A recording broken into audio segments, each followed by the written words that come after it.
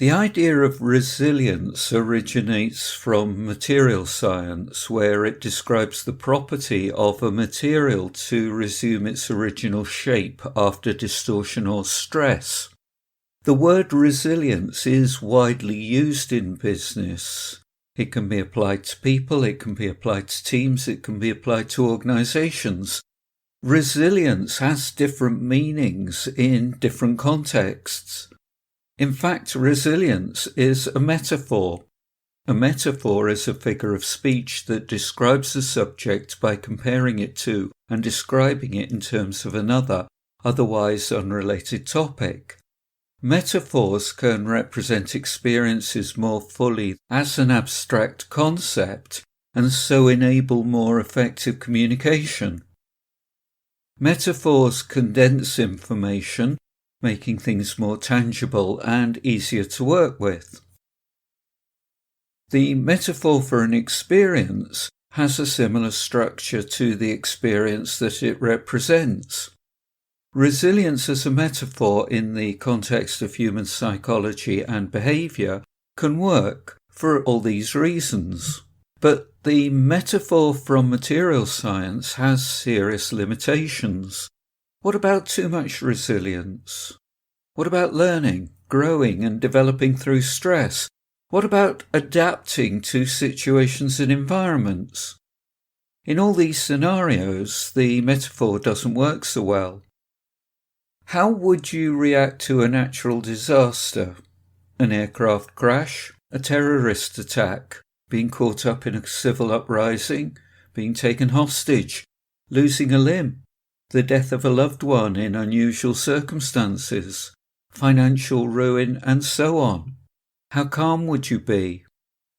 Fortunately, it's statistically unlikely that you will experience any of these situations. But what if you do? Your reaction may surprise you. You may remain calm and respond well, or you may react in a way that will cause you anxiety over time. The intensity of the situation and the strength of your emotions will cause you to do one of the following things. Freeze, where you're unable to take any action at all.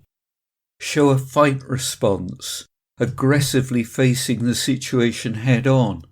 Show a flight response, get away from the situation as quickly as possible.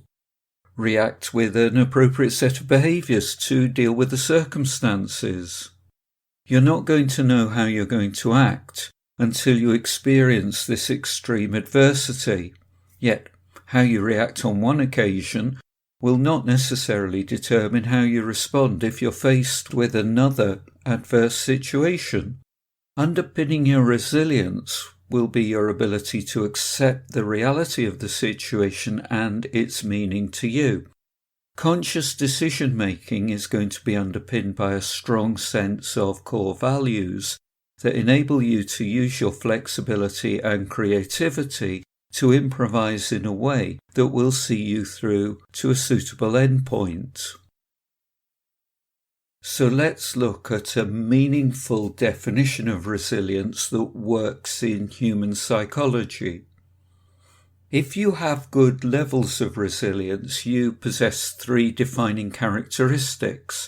Number 1, an ability to accept harsh reality, to take an objective view of the situation without a subjective overview, without denial or without emotion. Number 2, an ability to find meaning in adversity, to build bridges from an ordeal in the present to a fuller, better future. And number 3, an ability to continually improvise, to put resources to unfamiliar uses and imagining possibilities that others just don't see. Fortunately, you can learn to develop all of these characteristics that make up resilience.